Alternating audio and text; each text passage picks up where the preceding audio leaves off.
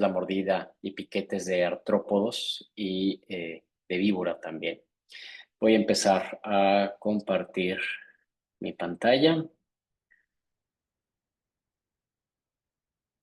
Muy bien. Bueno, la manera en la que vamos a abordar este tema es presentándoles un mapa mental. Después este mapa conceptual o mapa mental también se les podrá proporcionar en modo PDF. El tema, como ya les comenté, pues es la mordida de artrópodos, crótalus y piquetes. Vamos a empezar con la definición. En cuanto a la descripción de estos eventos, pues son ya sea la lesión por mordedura de víbora de cascabel, que sería lo más común en la zona en la que vivimos. Los insectos y los arácnidos como tal representan por mucho la mayor cantidad de este tipo de lesiones, son los que tienen más impacto en el humano. Hay que recordar que son la división más grande del reino animal. Hay una estadística que dice que más o menos por cada 100 a 200 arañas puede haber un humano, pero no se sabe con exactitud. Y hay otra estadística terrible de cuántas arañas nos comemos en la vida dormidos, pero esa no se las voy a decir para que no se traumen. En general provocan reacciones locales, pueden llegar a ser sistémicas, y la inoculación de los venenos es parte de su afectación, pero también hay inoculación de microorganismos, sustancias irritativas del mismo vector y alergias inclusive al contacto. La epidemiología como tal, la incidencia de mordida por Crotalus es baja. Sin embargo, la mortalidad es alta. Está documentado que cuando hay reacciones de severas a muy severas, la mortalidad puede subir casi hasta el 90%. En cuanto a insectos y arácnidos, pues es poco confiable, pero las reacciones sistémicas fatales están más o menos estadificadas de 0.5 al 3.3%. En cuanto a la etiología y fisiopatología, de manera general, hay 4 efectos fisiopatológicos que van a tener la afectación del veneno de estos de arácnidos y de la Crotalus. Uno es por una infección de manera local, ya sea por bacteria, potrosaurios o viral, por la lesión dérmica. El trauma, la lesión mecánica, que provoca dolor, inflamación, que aumenta el riesgo de infección, que hace una reacción granulomatosa in situ. Una reacción que puede ser alérgica, ¿no? Por antígenos propios de la saliva, el veneno, y puede ser desde una reacción local hasta la anafilaxia. Y un efecto tóxico, ¿no? Ya dependiente del veneno, que nos puede dar una reacción local de inflamación o una reacción sistémica que ya nos da como tal el daño al órgano blanco, ¿ok?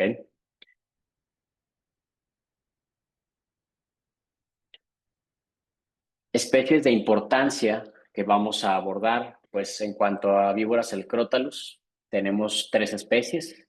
Crotalus atrox, que es la más abundante, es la de mayor tamaño, inclusive es muy común en la región, pues en las zonas cercanas a la ciudad y en Coahuila. La Crotalus mollusus, cascabel negra, esta se ve más en las zonas montañosas, y la Crotalus scutulatus, o conocida como cascabel de Mojave, esta no tiene una prevalencia tan alta en la zona, pero es altamente tóxica. En cuanto a los insectos, hablando de artrópodos, tenemos a los mosquitos, pulgas, piojos, chinches, escarabajos y polillas. Y en cuanto al grupo Hymenoptera, pues tenemos a las abejas y a las avispas. En cuanto a arácnidos, pues arañas, alacranes, garrapatas y ácaros. En cuanto al grupo de los quilópodos, tenemos al 100 pies y a los diplópodos tenemos el 1000 pies. Todos estos grupos son capaces de provocarnos daño o lesión con su mordida, piquete o por causas de su veneno o su saliva. ¿Qué factores de riesgo vamos a tener para que pueda haber un daño? Los extremos de la vida siempre son importantes en este tipo de lesiones, la presencia de enfermedades crónicas, el sitio donde es la lesión, sitios más cercanos a cara, cuello, tronco, cercanos a grandes vasos son de mayor riesgo, a diferencia de extremidades. Pacientes que tengan antecedentes de mastocitosis, sobre todo pacientes con atopias o reacciones alérgicas previas, extremos de la vida, inmunosupresión, como ya les había comentado, y que tengan una sensibilización previa o contacto previo con alguno de estos agentes, también es un factor de riesgo para una reacción mayor. ¿Cómo podemos prevenirlo? pues la enfermedad por garrapata, el riesgo se disminuye si se retiran las primeras 24 horas de que tengamos alguna reacción mayor. Entonces, esto es muy importante en cuanto se identifique, tratar de retirarla. Hay una desensibilización del 75-95% que se hace efectiva para la himenoptera, o sea, para la abeja. Métodos de barrera, pues ropa, redes, utilizar insecticidas como el permetrin, aplicarlo sobre la ropa es importante. El PMD, que trae extracto de limón y eucalipto, el 30%, también es un método natural. El picaridina, el 20%. Los repelentes con DDT tienen una efectividad del 20 al 50%. Y estos están utilizarse a partir de niños mayores de 6 meses y en embarazo y lactancia, ¿no? Entonces es muy importante ahorita que ya estamos en periodo vacacional, que la gente está saliendo y que el clima está cambiando, pues siempre utilizar los repelentes y ropa suficiente que cubra si vamos a salir, pues sobre todo a caminar por en las quintas, en estos lugares que puede haber exposición de estos agentes. En cuanto al diagnóstico, la exposición siempre es importante. Tratar de ver el sitio donde se dio, si se pudo identificar, si fue una araña, si fue un alacrán, si fue una abeja, si fue una avispa, si fue una víbora, si era víbora de cascabel. Ok, a veces nos llevan el insecto o el animal al área de urgencias o al consultorio para poderlo identificar. Si no, pero está en un lugar de riesgo y hay una sospecha, pues de todo modo se debe hacer todo el análisis y la evaluación. Se debe de ver en cuanto a la lesión, pues el eritema, ver que si está localizado, marcarlo para ver si no está cambiando con el tiempo, si tiene urticaria, si hay pápulas, si hay vesículas o flectenas, el dolor, si es agudo, si hay prurigo o si se puede ver al insecto, ¿no?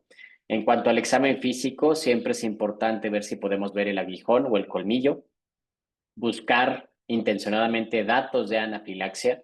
Recuerden que con que tengamos uno de estos datos positivos ya es un foco de alarma: hipotensión, disritmia, síncope, dolor o dolor precordial, sibilancias, estridor laringio, distrés respiratorio, prurito y o edema de labios, lengua, úvula o cialorrea, eritema, urticaria o angiedema que esté generalizado, ¿no? Entonces, cualquiera de estos datos ya nos hablan de un posible dato de anafilaxia y tengamos que evaluar. Los datos de infección casi siempre se dan de 24 a 48 horas posteriores al evento, ¿no? Entonces también es algo que tenemos que estar vigilando, sobre todo si la lesión pues, se dio en un lugar con las medidas higiénicas no más adecuadas. El diagnóstico diferencial, pues cualquier otra urticaria o reacción localizada, dermatitis de contacto, dermatitis por fármacos, bulosas, herpes, tinias, eczemas, vasculitis, pitiriasis, erisipela o eritema multiforme, o reacciones analfictoides, ¿no? Algunas shock por diversas causas, por ejemplo, pues en pacientes hospitalizados con aminas, si le pasamos un bolito de aminas, nos da estos mismos datos. Y es importante aquí recordar que a veces la mordida de viuda negra puede darnos un cuadro de abdomen agudo sin tener ninguna otra reacción. Entonces es importante en niños tener en mente que pudiera ser también un diagnóstico diferencial de un abdomen agudo. ¿Qué laboratorios le vamos a pedir a un paciente en el cual tenemos la sospecha o la evidencia franca de una lesión de este tipo? Pues sobre todo muy enfocado a los órganos que se van a afectar: biometría con foco especial en las plaquetas, química sanguínea, ácido úrico y asuados, creatinina, electrolitos, calcio, fósforo, magnesio, usualmente elevaciones de potasio con disminución de calcio, fósforo y magnesio, PFHs, elevación de transaminasas, TP y TPT, prolongación de tiempos de coagulación, CPK total elevada y una gasometría que usualmente nos va a demostrar una acidosis metabólica.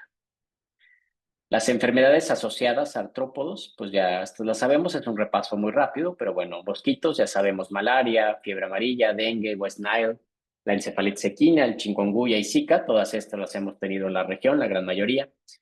Chinches besuconas, que pues son el principal vector del Chagas. Sí tenemos chinches besuconas en Villa Unión, este dato de hecho nos lo proporcionó epidemiología de aquí de la jurisdicción. Entonces sí podemos tener casos de chinches besuconas. Los piojos, pues nos pueden dar las fiebres tifus, fiebre remitente, los ácaros también, síndromes febriles. Pulgas, pues pueden ser transmisores de plaga, tularemia y también tifus. Moscas también, tularemia, leishmaniasis, triponosoma, bartenolosis y loiosis. Y las garrapatas, pues bueno, la enfermedad de Lyme, fiebre de las montañas rocallosas, anaplanosis, babesiosis, tularemia, erliquiosis y enfermedades o virus del Heartland y de Bourbon. Es importante también recordar que el principal transmisor también de garrapata aquí en Coahuila es el perro, y que se ha hecho una campaña también muy fuerte para la identificación temprana porque la mortalidad reportada en el estado es bastante elevada. De hecho, todavía en el último reporte que mandó jurisdicción era el más alto en el país. Entonces, igual pacientes con antecedente posible de contacto con garrapatas, síndromes febriles, alteraciones de función hepática, hay que pensar en garrapata. El tratamiento general de este tipo de pacientes, debemos de recordar que la anafilaxis casi siempre se presenta de 30 a 60 minutos posterior a la picadura o la mordedura. El tratamiento es utilizar la epinefrina, casi siempre está concentrada 1 en 1000, es 1 miligramo por mililitro. Esta se aplica intramuscular en la cara anterolateral del muslo. Se pueden dar hasta 3 dosis de 5 a 15 minutos. En pediatría, la dosis es de 0.01 por kilo, máximo 0.3 por dosis. En el adulto, 0.3 a 0.5 miligramos por dosis. Si contamos con el EpiPen, pues el EpiPen ya trae la dosis como tal, se puede aplicar sobre la ropa. Sin embargo, recordemos que desafortunadamente el EpiPen pues ya es bastante costoso, no está disponible en México, pero en el área de urgencias tenemos epinefrina, tenemos jeringas, entonces podríamos dar esta dosis, ¿no? Otras medidas que se pueden dar conjuntamente con el manejo de epinefrina, pues difenhidramina, antihistamínico, 25 a 50 miligramos IV, 1 a 2 miligramos por kilo en el pediátrico. Se le debe dar solución salina. Recuerden que la anafilaxia nos provoca un shock vasodilatador de 1 a 2 litros IV en carga en el adulto, de 20 a 30 mililitros por kilo en el pediátrico. Hay que aplicar oxígeno al 100%. Nebulizaciones en caso ser necesario, salbutamol con hipatropio, 2.5 y 0.5 miligramos, 3 nebulizaciones, intervalo 30 minutos cada una, alternados con budesonida, 0.5 miligramos, 3 intervalos igual de dosis cada 30 minutos. Se puede aplicar esteroides, sin embargo, recordar que es poco beneficioso en la fase aguda, tenemos riesgo de rebote. Lo recomendado para estos casos es metilprednisolona, 1 a 2 miligramos por kilo IV, dosis única. Si el paciente no presenta datos de anafilaxia, siempre verificar su estado inmunológico de tétano, sino recomendar la aplicación del booster. Se pueden dar antihistamínicos dependiendo de la reacción, vía oral, intravenosos o intramusculares, 25 a 50 miligramos cada 4 o 6 horas en el adulto. Pediátrico de 1 a 2 miligramos por kilo, máximo 50, dosis máxima de ambos son 300 miligramos al día. Una opción también es ceftiricina, 5 a 10 miligramos al día, en el pediátrico de 6 a 23 meses, 2.5 por día de 2 a 5 años y 5 miligramos día de 6 meses o más. Y 5 a 10 miligramos para 6 meses o más años, perdón. Y podemos llegar a utilizar bloqueadores de H2 si tenemos disponibles, pero en México pues ya no tenemos, que era la ranitidina, ¿no? Esteroides en caso que usemos para manera crónica, prednisona, prednisolona de 1 a 2 miligramos por kilo de 4 a 5 días o hidrocortisona local. Antibióticos solo si hay datos de infección. Aquí les voy a enseñar un score que nos puede ayudar para decidir si tenemos o no datos de infección. Ahorita déjenme, les voy a compartir la pantalla. Muy bien. Este score se llama ALT67. En general, este score está diseñado para celulitis de miembros pélvicos, pero en la revisión bibliográfica que hice para este tema, también lo recomendaban y que tenía cierta evidencia para poder utilizarse en piquetes o mordeduras. Si ven, nos pide datos sobre todo de cómo se ve la lesión, si se ve asimétrica o no. Aquí le ponemos que sí. Si el paciente tiene más de 70 años, si la biometría nos da más de 10,000 y si la frecuencia va más de 6 puntos, pues bueno, nos pone que es un puntaje alto. El riesgo de celulitis es elevado, entonces pues nos recomienda el tratamiento, ¿no? Es una manera a lo mejor también de objetivizar mejor el decidir si damos o no antibiótico. No todas las heridas de este tipo de agentes se infectan. Muchas con un buen lavado, una buena saneamiento, disminuye el riesgo de infección o se elimina. Pero si tenemos una duda, pues podemos utilizar esta escala para decidir si damos tratamiento antibiótico o no. Bueno, vamos a regresar al esquema. Muy bien. Ahora, en cuanto a tratamiento, pues lo recomendado para este tipo de lesiones, pues dicloxacilina, una penicilina semisintética, 500 miligramos cada 6 horas, o una sulfa, ¿no? Son las dos recomendaciones que se dan, sobre todo con intención de cubrir gram positivos de piel. Realmente la transmisión de bacterias de este tipo de agentes es muy baja, sería más bien por inoculación directa de la piel y ruptura de la barrera cutánea. En cuanto a terapias específicas, bueno, para la escabiasis, pues tenemos la permetrina en crema, aplicar en todo el cuerpo y lavar, la ivermectina, 0.2 miligramos por kilo. Ya está un poquito más disponible, tuvimos ahí una locura en COVID que se estuvo utilizando, pero ahorita parece que ya se olvidó, entonces ya está nuevamente para su indicación original, que es escabiasis. La periculosis, pues la permetrina en loción o ivermectina bioral. Para la garrapata, pues remover la garrapata. Para la araña parda, control de dolor, terapia de soporte y debridación de la herida en caso de que haya necrosis. Si hay mordedura de hormigas de fuego, son pústulas estériles. Aquí es importante, la recomendación es no drenarlas, dejar que se dé el manejo habitual o la sanación habitual del cuerpo y manejo de analgesia. Viuda negra, pues los espasmos musculares son los más evidentes. Son pacientes que hay que dar manejo con benzodiazepinas, opiáceos y aplicar el antiveneno. Los alacranes nos pueden dar un síndrome catecoliminérgico, por lo cual tenemos que utilizar antihipertensivos, nitroprusiato, prazosin, a veces atropina, para evitar una hipersalivación. Ahora, en cuanto a las terapias específicas, que esto es algo que siempre pues se pregunta y se ve qué lugares lo tienen. En este momento en la clínica tenemos alacramin, araquemin plus y antivitmin. De estos tenemos 3 frascos de cada uno. Ahorita les voy a explicar las dosis y por qué, la explicación de por qué tenemos 3.